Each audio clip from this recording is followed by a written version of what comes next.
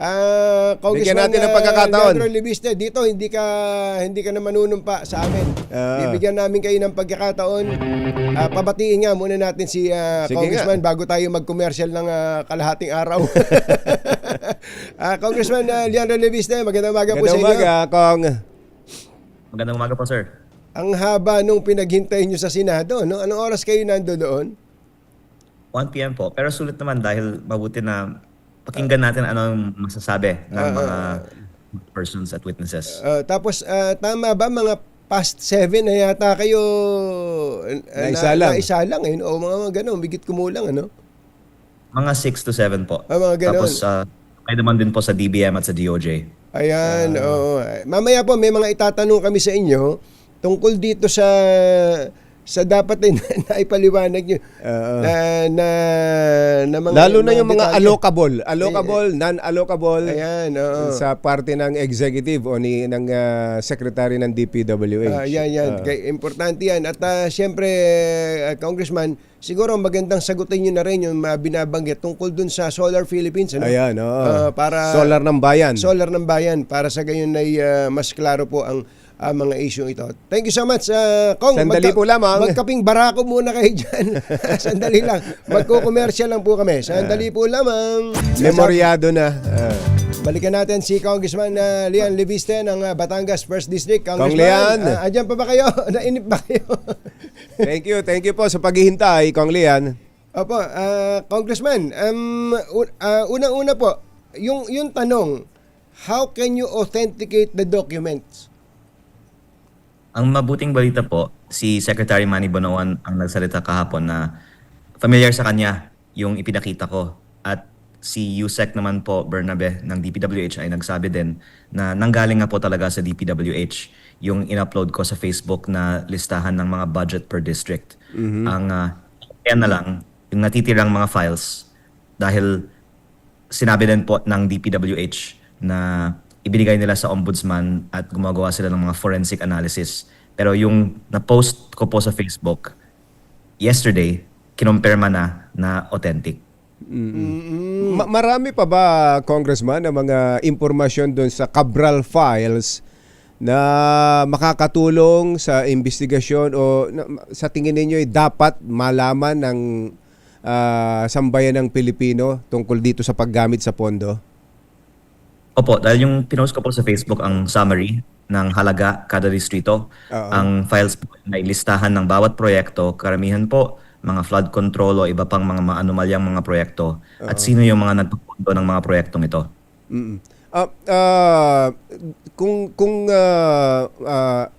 Kung titingnan kasi parang ang hirap ilabas lahat yan ng sabay-sabay o baka yung iba kasi sinasabi baka pinipili nyo lang yung mga gusto nyong ilabas dahil meron lang kayong person particular na gustong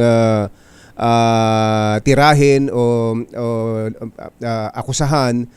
Meron pa bang malalaki talaga na laman na hindi nyo pa nailalabas na impormasyon dyan sa Cabral files, Kong? Ang karamihan po ng file ay hindi pa lumabas dahil hinintayan natin ang ibang mga ahensya na may opisyal na kopya nito na ilabas ito. At yan din nga po ang follow up ng ibang mga senador sa hearing kahapon. Sinabi nga po dito ni Senator Bam Aquino, do we have the commitment that they will further investigate at matitignan talaga siya. Tapos sinabi po ng DOJ na gumagawa ng forensic analysis. Sabi po naman ni Senator Marcoleta, bakit pa tayo magfa-forensic? Meron naman rules on electronic evidence na admissible naman yung files as it is. At I think ang lumalabas po, para sa opisyal na kopya, kailangan nating hintayan na ilabas pa ito. Pero dahil wala naman pong mga nagsabi kahapon at sa mga nakaraang mga araw na wag dapat ilabas ang hindi pa opisyal na authenticated na kopya, iniisip ko na pwedeng kung okay lang po, ilabas na rin po sa ibang mga media ang iba pang mga files. May binanggit kayo ng mga tama ba mga 30 mga tauhan ng DPWH na kasama sa nag-input, nag-encode nitong mga files na ito, Kong Lian? Opo, sa 17,000 project names, meron pong nakalagay na entered by, tapos yung staff sa DPWH na nagpasok nito. Gaano ka-importante ang magiging papel nila? Ano ba ang gusto nyong gawin sa mga tao na to?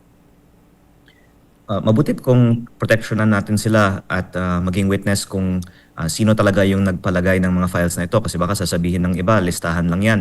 Pero kung ipatawag ang mga taga DPWH, doon po magkakaroon ng mas credibility ang mga files. At syempre, malaking bagay na narito pa si Secretary Manny Bonoan. Marami po sa atin kasi ay nanghihinayang na hindi nakapagtestigo si Yusek Cabral tungkol dito. Pero nandun naman po kahapon si Secretary Bonoan. Yung pong mga staff na to, mangkal lang sila, mga assistants, ano po mga rango nila?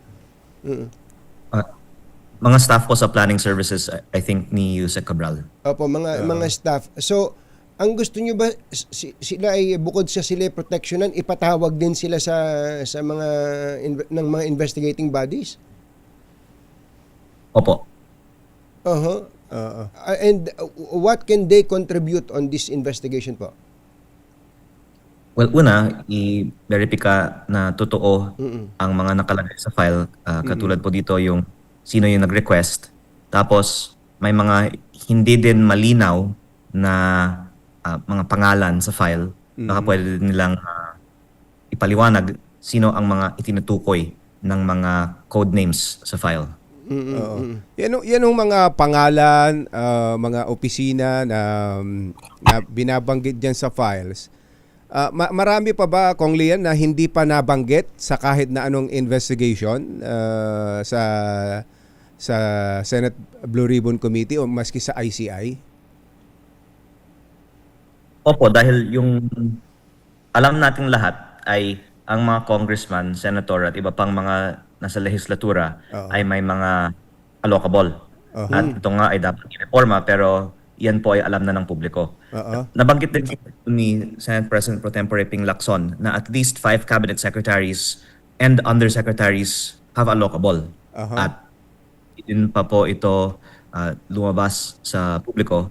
At meron din pong mga malalaking alokasyon ang ibang mga pangalan dito na hindi po pangalan ng tao kung hindi mga code names. Yung hindi lang congressman, hindi lang senators.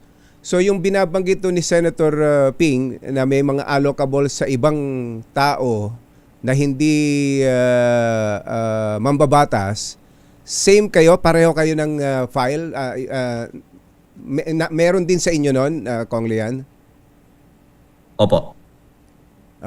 Meron sa cabinet, ilan yung binanggit nyo? 5? 5 cabinet? Ang nabanggit ni Senator Lacson is at least 5. 5 At cabinet secretaries. sabi ko nga po na at least 5 dahil may mga iba na baka hindi na technically cabinet pero parang rango ng cabinet. Kaya lumalampas nga po ng 5 kung bibilangin din po yung iba. At saka undersecretary din po. Unusual po ba yon na magkaroon sila ng ganon sa budget?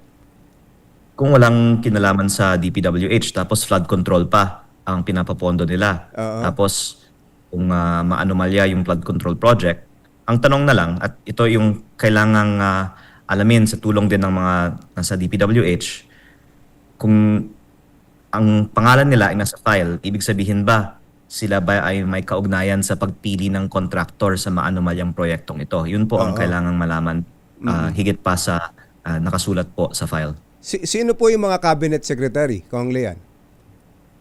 Hinihintayan ko po kahapon sa Blue Ribbon Committee na lumabas pero ang payo po ng mga mas senior po sa akin ay hintayan natin ang DPWH at ang Ombudsman na ilabas ng opisyal ang impormasyong ito. Pero gusto ko sanang i-post na lang sa Facebook yung iba. So ang sabi nyo at least 5 cabinet secretaries, yung 5 na ito sitting pa rin cabinet secretaries o meron nang nawala sa posisyon?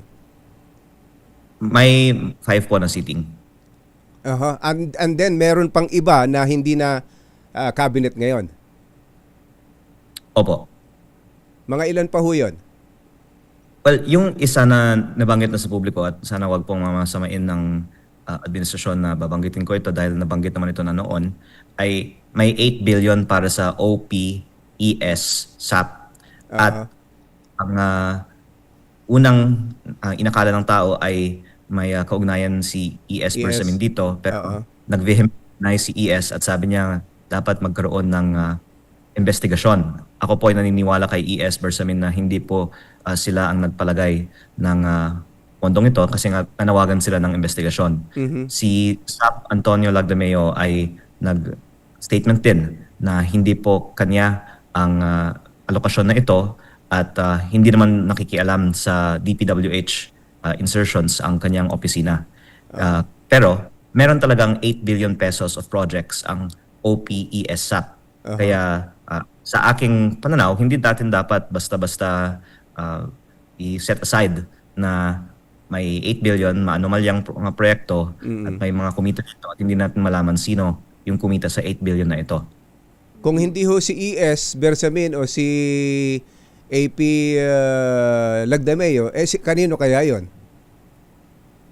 Nakalagay po OPES SAP, kaya baka pwedeng ipatawag yung ibang mga staff. Pero may ibang ding nagsabi na baka naman sulat lang ng mga taga-DPWH ito at ginamit lang ang mga pangalan nila. Pwede Pero rin, ito po ay lahat pwedeng lumabas sa isang investigasyon. Pero kung maaari po sir, basahin ko yung ibang mga nakalagay dito sa listahan. Sige po. Ang listahan po kasi ay 721 billion, of which 101 billion ay allocable ng mga district congressmen. Tapos may mga 100 billion na may ibang mga proponents na kilalang mga tao, senator, party list, or extra, medyo on top para sa basic allocation. Pero yung ano yung Bini? Ano yung Bini? Hindi ba yun yung grupo? Yung mga hindi malinaw na kung sino po ang nagpapondo. Ako, kaya ko yung grupo ng mga nito, Bini. dancer. Nakalagay dito. Bini 10. Opo, may 6 billion para kay Bini 10. Tapos meron 10 billion para kay F1. Tapos may billion sa Senti 2025 na tinalakay na po natin noon ay malaking listahan na mukhang may kaugnayan sa iilang mga malalaking contractor. Tapos may OT, may Sandy, may SMB po dito at SMB. normal naman siguro na si Secretary Manny Bonoan ay mag-allocate dahil siya ay head ng DPWH nung ginawa ito. Pero yung question ko lang po ay kung meron din kasi mga handwritten notes yung file kung sino ba ang nag-submit ng mga requests kay Secretary Manny Bonoan. Kasi hindi naman basta-basta makakapasok ang daan-daang bilyong pisong pondo na walang taong nagtulak na ipasok ito dahil lampas-lampas sa available budget ang mga requests. Kaya para makapasok ito, meron talagang nagpapasok sa aking palagay. At hindi lang po ito maliit na halaga. Siguro 200 bilyon ang hindi malinaw kung sino ang nagpalagay sa DPWH 2025 NEP. At sana maipaliwanag ng DPWH sino ang mga nakapangalan May ito. parang pangalan ng tao dito, yung Sandy 14 billion plus. Opo. Pero parang yung kay Sandy, na tinignan ko yung mga proyekto, parang mga legit project naman po. Yung so baka may tao talaga na nakapangalan Sandy sa DPWH. Pero yung yung F1, yung Senti 2025 at yung OPE sa aking research po ay marami pong mga maanomalyang mga proyekto, pati po yung OT2. Kaya Mostly flood control yan. Flood control o iba pang mga anomalous projects. Ito bang Sandy, hindi ba Sandy ko to? Hindi, Saldi pala yun. Saldi yun. Iba pala Saldi. yun. Sandy. So, mahaba pa pala itong lalakbayin itong Cabral files na ito, no? Ano ba ang gusto niyo po ditong mangyari? I-discuss publicly? Mukhang laging kapos sa oras eh. Parang kami, lagi kami kapos sa oras. Kapos din sa oras si Senator Ping. Siguro, ako suggestion ko, pwede bang ito lang ang topic? Pwede bang ganun? Ito lang ang topic. Sa isang hearing, ito lang ang topic, wala na iba. Actually, tingin ko sir, Facebook din magandang medium kasi pwedeng ilagay na lang lahat dyan tapos kung kailan available lang isang mamamayan, pwede naman nilang tignan na lang sa Facebook. Pero yung pinapakita nyo po sa inyong screen ay yung list of projects tapos yung contractor. Kasi yung project nung ginagawa yung budget ay piraso lang po ng equation. Pero kung sino yung nanalong contractor, yun po ay isang basis, pwede din investigahan yung kaugnayan niya sa proponent. At may suspetsya ako sino ang nagpalagay ng mga iba-ibang mga insertion dito dahil tunay nga po na may kaugnayan ang mga contractor na nanalo ng proyekto sa proponent na nakalagay sa file, at ito po ay pwede din sigurong i-post at i-discuss further pa. May pumipigil ba sa inyo, Kong Lian? May nararamdaman kayong pressure o pumipigil sa inyo para itigil nyo yan o wag nyong ilabas yung Cabral files? Actually po, ang ginusto natin po ay hintayan ng DPWH na ilabas ang files, at I guess ang nakikita natin is hinihintayan naman din nila na matapos ang forensic evaluation. At nakikita natin na pati yung ibang mga senators and congressmen gusto nilang madaliin ang prosesong ito. Pero sa ngayon, wala naman nang nagsasabi sa akin na wag mong i-post yan sa Facebook. Kaya baka yung Ilalabas nyo na. discuss na. Kaya ipopost na din po sa Facebook kung walang tatawag sa akin na wag. Pero pwede ko pong dagdagan to. Opo, pwede. May iba files na nabanggit ko din nung isang araw na may hawak ako, at hindi po ito galing kay Yusek Cabral, at ito po ay mas mahalaga pa para maitukoy sino talaga ang nakinabang sa mga budget insertions. Actually sir, ang chismis nga noon ay si Katunying may kopya nito eh.